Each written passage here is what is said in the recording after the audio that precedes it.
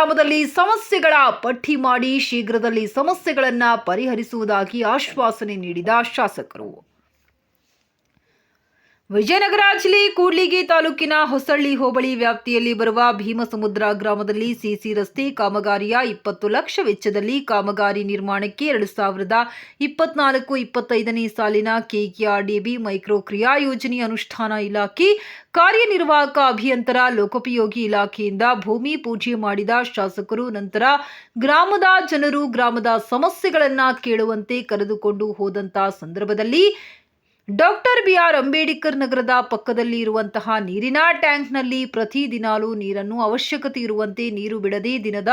24 ಗಂಟೆಗಳು ನೀರು ಬಂದ್ ಮಾಡದೆ ಹರಿದು ಬಿಡುತ್ತಿದ್ದಾರೆ. ಗ್ರಾಮ ಪಂಚಾಯಿತಿ ಅಧಿಕಾರಿಗಳ ನಿರ್ಲಕ್ಷ್ಯಕ್ಕೆ ಬೇಸತ್ತು ಹೋಗಿರುವ ಸಾರ್ವಜನಿಕರ ಮನೆಗಳ ಅಕ್ಕಪಕ್ಕದಲ್ಲಿ ವಿಪರೀತ ಗುಂಡಿಯಲ್ಲಿ ನೀರು ತುಂಬಿ ಹಾಗೂ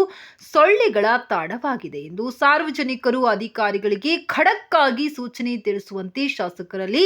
ವಿಪರೀತ ಸೊಳ್ಳೆಗಳ ಕುರಿತು ಹಾಗೂ ಸ್ವಚ್ಛತೆಯ ಕುರಿತು ಮಹಿಳೆಯರು ತಮ್ಮ ಅಳಲನ್ನ ತೋಡಿಕೊಂಡರು. ಹಾಗೆ ಈ ಸಂದರ್ಭದಲ್ಲಿ ಭೀಮಸಮುದ್ರದ ಶಾಲೆಗಳಿಗೆ ಭೇಟಿ ನೀಡಿದ ಶಾಸಕರು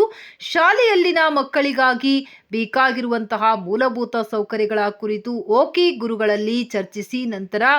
ಅಲ್ಲಿನ ಕೆಲವು ಸಮಸ್ಯೆಗಳ ಪಟ್ಟಿಯನ್ನ ಮಾಡಿಕೊಂಡು ವಿದ್ಯಾರ್ಥಿಗಳಿಗೆ ಬೇಕಾಗುವಂತ ಮೂಲಭೂತ ಸೌಕರ್ಯಗಳು ಒದಗಿಸುವುದಾಗಿ ತಿಳಿಸಿದರು.